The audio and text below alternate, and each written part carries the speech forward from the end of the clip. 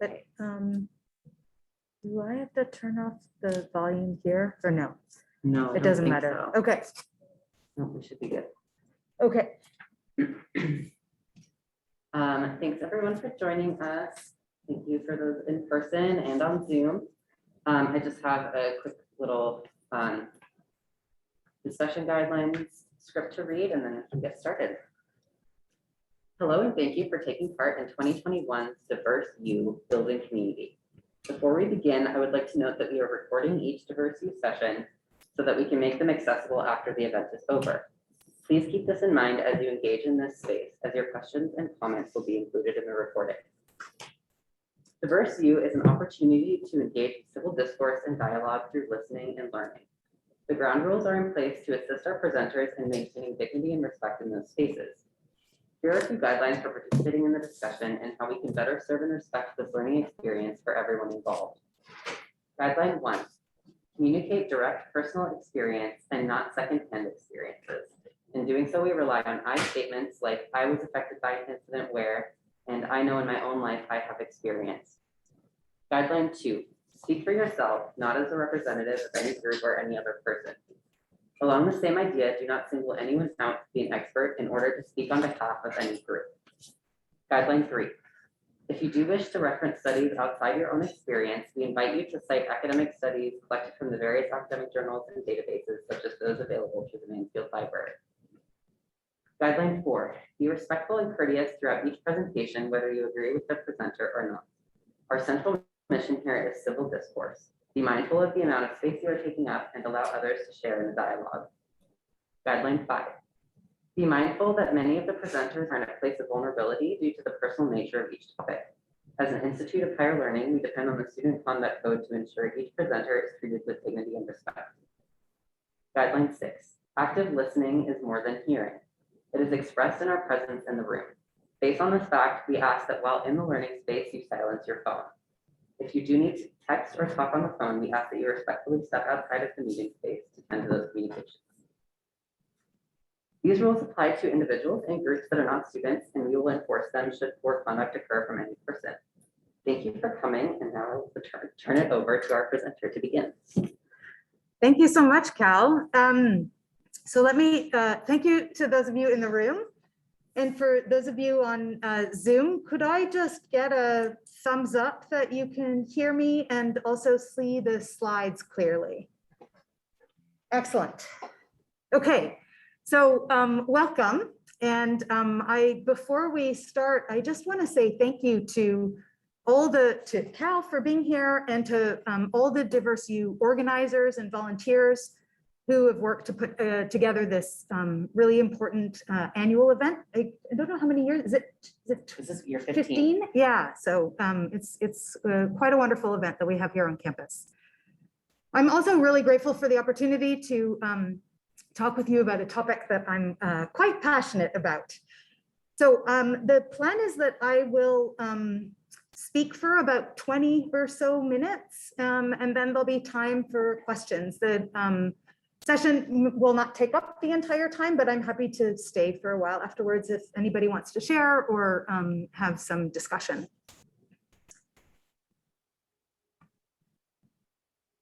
Oops. Okay, so what do we mean when we say linguistic diversity? So there's a variety of ways that we can talk about diversity. We can talk about diversity in terms of how many languages there are in the world. So let me start by asking you a question. How many languages do you think are spoken and signed in the world today? So 25, 194, 600 to 700, or around 7,000. This might be a small exercise in who read the description of my presentation, but so I won't call anybody out. Oh, but somebody has put something in the chat. Have they put an answer? 7,000. Yes, well, they are correct. There are approximately 7,000 languages spoken and signed in the world today. There's one source that puts that number at 7,139. But we need to keep in mind that counting languages is not an easy task. And there's a variety of reasons for that. So the degree of information that we have varies from language to language, and access to communities can vary throughout the world. Counts of languages may rely on census data, and that data may not be accurate or updated. It also can be difficult to determine what counts as a unique language versus a dialect of a language. So sometimes we see in some parts of the world, communities group themselves together as speakers of one language, even though we might think of their languages as being distinct from one another. Quechuan, for example, is often referred to as a language, but is actually a collection of about 44 languages. There are about 300 distinct languages spoken in China, but sometimes people refer to Chinese dialects. In other cases, the reverse might be true. So groups that speak the same language are politically distinct. So they may refer to their languages as separate languages, even though they might be understood by each other and they might be considered the same language. And this is true, for example, in Northern British Columbia, Gitxsan and Niska speak what seem to be the same language, and yet they're referred to as different languages by those communities. It's really difficult to ever arrive at an exact number. We learn more about languages every day, and the languages themselves are changing all the time. Now, if we look at where those 7,000 languages are spoken and signed, we see that linguistic diversity is unevenly spread throughout the world. So if you take a look at this chart, it shows us the 20 countries where the most languages are spoken. So you can see from this chart that the country where the most languages are spoken is Papua New Guinea with 840 languages, and Indonesia is not that far behind with 712. If you look at the United States and Australia are a little unique in this chart in that of the 300 and so languages spoken in the United States, about 2/3 of those languages are indigenous to the United States. And the same is true for the same proportion for Australia. Now, linguistic diversity is also unevenly spread across speaker populations. So around, and we should always be cautious about statistics and numbers when we're talking about languages, around 94% of the world's languages are spoken by only 6% of the world's population. So that's about 6,500 languages on that around 7,000 languages, over 65,000 languages. Perhaps even more striking is the fact that about a quarter of the world's languages, so roughly 1,800 languages, have fewer than 1,000 speakers, and about 10% of the world's languages have fewer than 100 speakers. Something we should keep in mind, by the way, is that counting speakers can be just as difficult as counting languages for a variety of the same reasons as well as some others. Now, we can also talk about linguistic diversity in terms of how languages are related to each other. So in linguistics, we talk about language families. And these are languages that are genetically related to each other in that they are said to have evolved from the same ancestral language. It's funny that I'm looking here and that camera and here, but it doesn't actually matter that I look here, but I keep on looking there anyway. So some of you here and online may have heard of the language Kootenai, which is also known as Ktunaxa in some areas. So this is an indigenous language spoken here in Montana, just north of Missoula, actually. And Ktunaxa is a language that has no genetic relationship to any other language. So languages like these are considered language isolates. And they are, oh, I forgot to click this. Sorry, folks. These languages are considered language families that only have a single member. So I neglected to click this graphic earlier so you could see that the world's languages actually can be grouped into around 420 language families. So interestingly, language isolates, those languages that only have a single member, they are actually not as rare as we think. And there are something like a third of these 420 language families that are considered language isolates. Now, linguistic diversity is threatened. This diversity that we're talking about is threatened. And so what do we mean by that? We mean that languages across the world are in danger of being used less often, in fewer domains, for fewer purposes, by fewer and fewer speakers. And some languages may cease to be spoken, in some cases, before the language has ever been documented or recorded. So let me ask you another question. Approximately what percentage of the world's languages do you think are endangered? So 5%, about 350 languages, 10%, about 700 languages, 25%, about 1,750, or 45%, about over 3,000 languages. So take a minute to think about that. Now, I wonder if anybody said D. So nearly half of the world's languages are endangered. And by some estimates, some research say it could be much higher, and some say as close to 90% of the world's languages. So when we look throughout the world, we see different proportions of the languages spoken in those regions of the world are endangered. So this just gives you a snapshot. Again, be wary of numbers, but in the Americas, about 1,059 languages, 649 are endangered. In Europe, 289 languages, 127 of which are endangered. Africa has over 2,000 languages, 500 of which are endangered. In Asia, over 2,300 languages, over 1,000 of which are endangered. And in the Pacific, about 1,300 languages, 619 of which are endangered. And you'll notice, well, you won't notice this, but I'll report to you that when I give this talk, I always have to update these numbers because they really are in flux as we learn more and more about languages. So how do languages become endangered? Well, there's no single reason, and there are several factors that we can point to. Natural catastrophes, for example, such as a tsunami or an earthquake, can lead to language endangerment and loss. In some cases, it can wipe out a community and perhaps all the speakers of that community.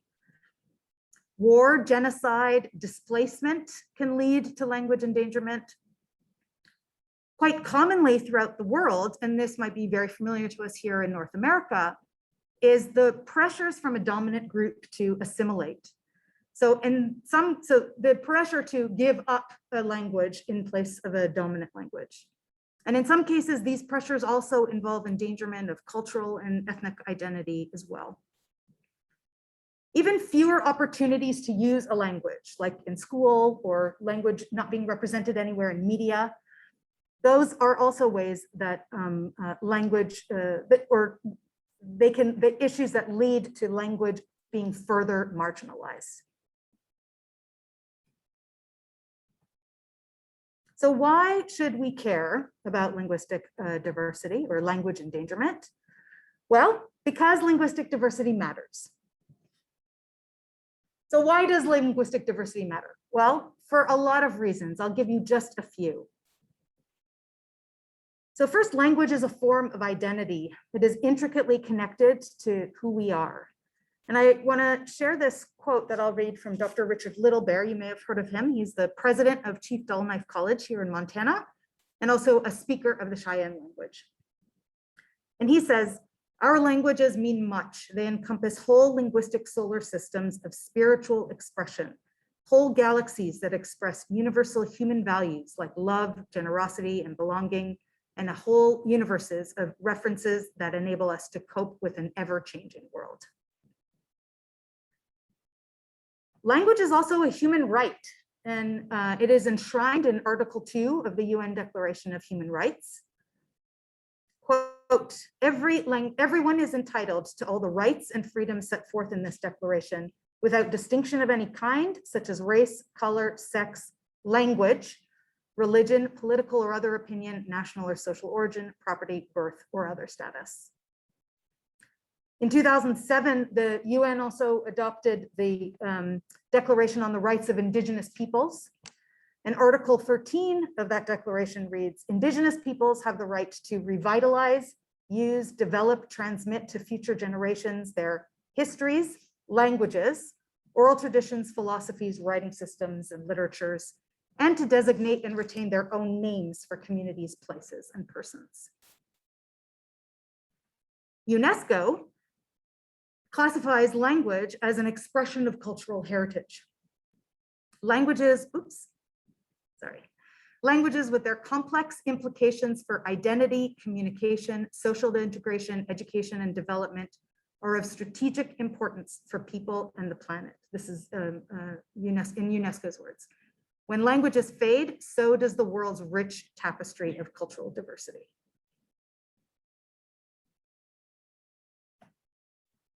Language is also key to understanding the human mind. So this is a little of the linguistic perspective here as well. Our understanding of human cognition is dependent on an understanding of what is and what isn't possible in language. It also helps us uncover how children can acquire such complex linguistic systems so quickly and so easily. Linguistic diversity also contributes to a vibrant world. And I'll share this quote from John McWhorter, who you may have heard. He is a linguist, and he also writes a lot about language and linguistic related issues for the general public.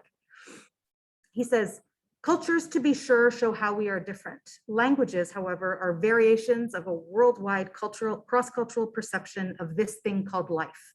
Surely that is something to care about. And in David Crystal's words, if diversity is a prerequisite for successful humanity, then the preservation of linguistic diversity is essential, for language lies at the heart of what it means to be human. Now there's good news. The good news is that linguistic diversity can be protected. And there are a variety of ways that people are engaged in protecting linguistic diversity all over the world. So this is just a snapshot. So linguists are engaged in language documentation, often in collaboration with communities and researchers from other disciplines, to learn as much as possible about these languages. Now, documenting a language also means audio and video recording speakers using languages in a variety of different contexts, and those recordings can then be archived so that communities as well as researchers can access this material and use it in different ways. It's quite apt, I think, that I use this image here. I don't know if you can see my cursor. You can't actually see my cursor, but this woman in the top left in the blue shirt, this is Marie Wilcox, and you may have read about her recently. She recently died. She was a speaker of Wukchumni, which is also known as I think a dialect of Yokuts as well. She was 87, and she spent the last 20 years of her life writing her language down and recording it. There was a documentary about her that you can find online, a free documentary about it. So those recordings and archived materials, they are often used in language revitalization. So what do we mean by language revitalization? Well, one definition is that it's the process of attempting to bring languages that have undergone a reduction in use back to an increased level of use within their communities and beyond. Other terms for this are language revival, language reclamation, and also the awakening of sleeping languages. So sleeping or dormant languages is the term that has been used more commonly in the field more recently to avoid the terms of extinct or dead, which implies in some sense that it can't be revived. Language revitalization involves a variety of different components. And so these photos here show just, again, a snapshot of a small selection of some of the ways that communities are engaged in this work. It often involves language teaching in classrooms, outside of classrooms, teaching children, also teaching adults. It often incorporates cultural knowledge as well and activities. But again, it's by no means limited to these activities. Protecting linguistic diversity also means supporting multilingualism through policies, resources, and increased opportunities for language learning and use. And we should not neglect the fact that just becoming informed and raising awareness are essential components of protecting linguistic diversity. Now, so far we've been talking specifically about diversity with respect to different languages, but linguistic diversity is also reflected in dialect variation. So you might think of dialects as differences in pronunciation. So for example, you might think of how this word is pronounced creek by some and crick by some. You might also think of dialects as different words for the same thing. Like, for example, whether you call a sweetened carbonated beverage a pop, a soda, or a Coke. The term dialect really refers to all the different ways of that way of speaking. So not just sounds and words, but also phrases and meanings. And dialects vary by region, by ethnicity, social status, gender. Dialects, like languages, form part of our identity. Now, linguists use a test to distinguish between a language and a dialect. Dialects are said to be mutually intelligible. That is, two people speaking or signing the same dialect can understand each other. Or the same, yes, dialects of the same language can understand each other, while languages are mutually unintelligible. So two people speaking two different languages cannot usually understand each other. But everyone speaks or signs at least one dialect. Now that definition, that linguistic definition, is problematic for a lot of reasons. And dialect really is a loaded term. Even outside of the field of linguistics, people often use the term to ascribe a quite negative view on a particular way of speaking. So the terms accent and dialect are really more about history and politics than actual features of languages. And unfortunately, features of some dialects are subject to really intense critique.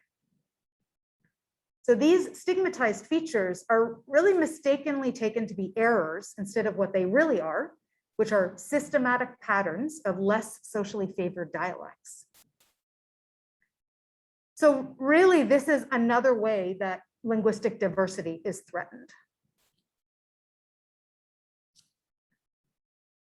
In a sense, it's as if I was asking you which of these two birds is flying correctly. So you might think that's a really strange question to ask, and I do as well. So why is that a strange question to ask? Well, because each of these birds flies the way it does. Neither is more correct than the other. Each way works for that bird. So why is it problematic then to talk about correctness when we're talking about different dialects? Again, because every dialect works for its speakers. If it didn't, people wouldn't be able to communicate with each other in that dialect. So dialect diversity is protected when linguistic diversity, and by that we mean diversity of languages and diversity of dialects, is appreciated, celebrated, and promoted. So I'm going to finish with a few final thoughts. And just before I do, I'm going to ask you one perhaps very leading question. And that is, who can appreciate and promote linguistic diversity? So linguists, Spanish language teachers, Arabic language learners, the general public, or all of the above? Indeed, all of us can appreciate and promote linguistic diversity. Languages and dialects don't have to be replaced. It's really a misunderstanding to think that they do. Rosina Lippy-Green, who's a linguist and also somebody who writes for the general public, she says, in her words, when an individual is asked to reject their own language or dialect, they are being asked to drop allegiances to the people and places that define them. They're being asked to suppress or deny the most effective way that they have of situating themselves socially in the world.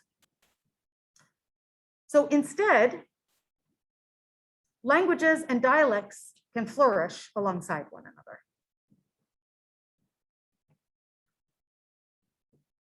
So everyone can celebrate linguistic diversity, and some of you are already doing that. You're here at DiverseU. You may be learning a second or a third language. You may already be engaged in language documentation or revitalization or several other related activities. But Leora, I hear you say, I don't have time to study linguistics or take a language class. And frankly, I can't travel to Papua New Guinea or Brazil or Ghana to document endangered languages there. We're still in the middle of a pandemic. There are other ways to celebrate linguistic diversity. We can learn about languages. We can change our own attitudes towards linguistic diversity. We can embrace the similarities and differences in the way we all speak. We can try to speak up when we see or hear linguistic diversity being threatened. We can support communities engaged in language revitalization and also support movements that promote multilingualism. And even as simply as spreading the word about linguistic diversity, what it is and why it matters. Ultimately, we can share the responsibility of protecting and celebrating linguistic diversity. And with that, I'll say thanks. Thank you. So, yeah, I don't mind fielding some questions, or if anybody wants to share any of their own experiences in the spirit of DiverseU. I'm going to stop sharing.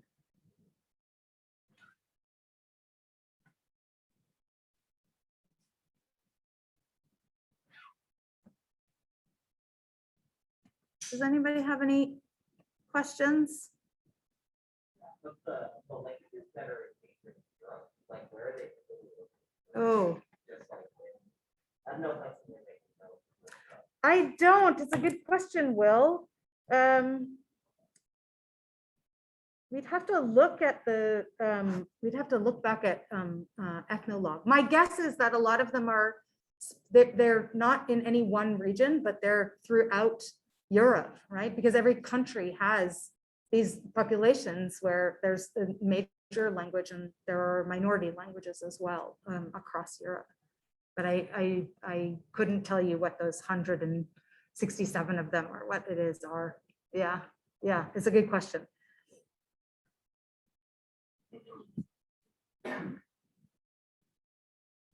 Any other questions or comments?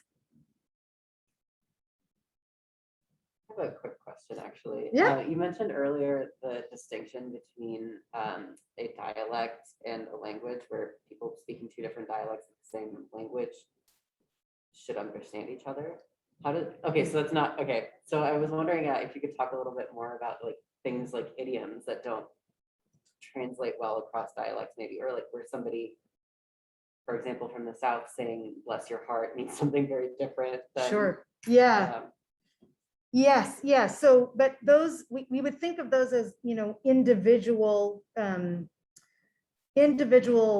terms or idioms, as you say, that might be specific to a region. But when we're talking about mutual intelligibility, we are really talking about sort of the structures of those languages. But it's a really good point, because we also have these issues that these dialect continuums that occur. So communities, speakers that are neighboring to each other that speak dialects of the same language, they're going to have a much easier time understanding each other than people who are very removed from each other geographically, right? So a lot of us have gone to other places and not understood a dialect of, even though we know that they are speaking the same language that we speak, we don't quite understand them. So the notion of mutual intelligibility is sort of, that sort of test is problematic because it also doesn't take into account those sort of historical, socio-political issues as well. But even from a perspective of, do these individuals understand each other, that does start to break down. And so these dialect chains or dialect continuums sort of raise questions about the usefulness of that test as a distinguishing characteristic between language and dialect. And so these catalogs of languages also, or catalogs of, of languages, there are a variety of different ones. I showed you some from one source, but there are other sources where they include dialects, right? Which adds another layer, which, how many dialects do you include? How much of a community's desire to refer to their language as a language versus a dialect is included in those databases? So these databases that we sometimes take at face value really involve a lot of levels of analysis or assumptions that people are making. Yeah. Does that Yes, answer it your does. question? Yeah, thank you. So there's a question here, yeah. How do you think the American relationship with Native American culture would be different if Native culture was more accepted? Yeah, so it's a really interesting question. It makes, I think, a lot of assumptions about whether, sorry? Oh, sorry, the question is, how do you think the American relationship with Native American culture would be different if Native American culture was more accepted? I mean, that, or Native American language, if Native American languages were more accepted? Yeah, is that what you mean? Sorry, who is this, Emily? Did I replace it with the right? Yes, no problem, yes. Yeah, so I think if I understand your question correctly, I think you're tapping into this important aspect about linguistic diversity and the sort of views that many people have about languages that they don't speak or dialects of their own language that is different from theirs. And that sometimes these views and comments, particularly the negative views and comments about those languages and dialects, tend to be comments about speakers of those languages as opposed to the languages themselves. And so they really are tied up with these sorts of relationships. And so this isn't quite the answer to that question, but I think if the setting aside the history of indigenous communities in this country, which is a huge portion of why the status of language endangerment is the way it is today, here and throughout the world. I think that, I mean, depending on how we define a language being accepted, but if this was a more multilingual, if this was a country where we didn't have these battles around official English and things along those lines, if there was more access to more language learning opportunities, it might be more reflective of some larger social picture in this part of the world, if that makes sense. Does that make sense? Did I answer your question, Emily? Is Emily still there? Yes. She is there. Yes. Okay, great. Any other questions or comments? Yes. I have a question. So I really liked your the map of the world. I thought that was really cool to see, kind of what languages were represented. You were saying that you have to update that slide every time that you do it because it's kind of in flux. Is there so that kind of made me think there's probably a resource for that. Yeah. I was also curious if that resource kind of broke down what the languages are in that region, and if there's kind of like can show you like what languages are around you, and you can kind of learn about the diversity of languages within, say, Montana or like Flathead. Yeah, absolutely. Yeah. So there is this is the, I wonder if I can. It might be a little bit hard for me to pull it back up as easily, but it's that resource is called ethnologue.com, and I can even write that down for you as well.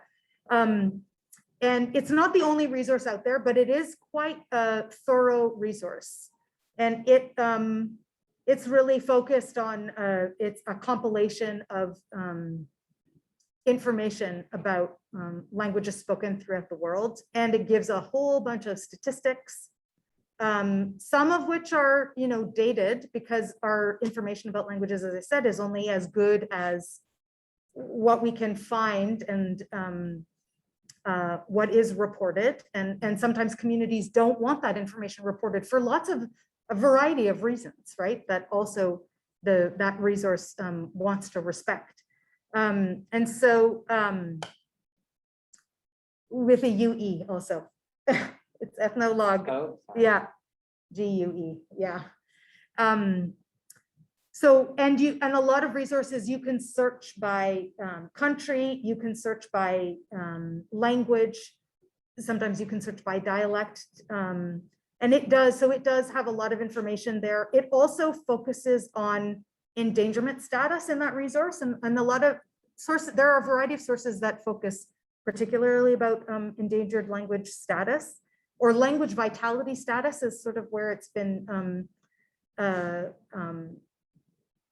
way that it's been discussed or referred to more recently, as opposed to endangered, but vitality. And that is also subject to some assumptions about what is classified as a language that is endangered or threatened. They have a system that is has 9 stages or 9 classifications, and there are other systems out there to sort of assess or measure language vitality, which is not a trivial it's not a trivial activity either to do that. But I would just, again, I would be remiss if I didn't also remind all of us looking at those sources that we need to take them all as with a grain of salt.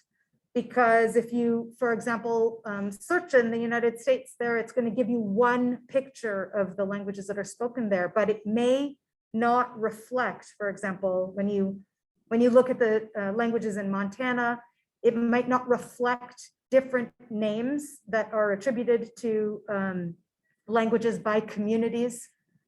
And so we should use those sources as really guidance to give us an idea, but as we said, that numbers, names, all these things are really complicated and involve so many other individuals, the input of so many other individuals. And we're talking about languages that are spoken by people. These languages are not divorced from the people that speak them. So just to sort of keep that in mind when you look at those sources.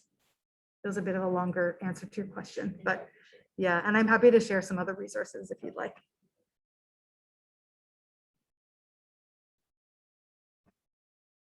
Any other questions or comments or information that anyone wants to share?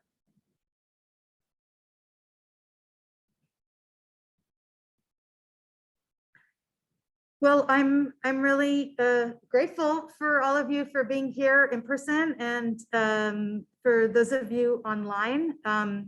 I may not have mentioned this at the beginning. I am a faculty member in the linguistics program here at the University of Montana, and so I'm happy to answer any of your questions. You can find me on the UM website quite easily, and I'd be happy to point you to any other resources if you're interested.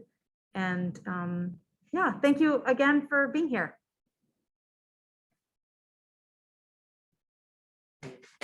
Thanks.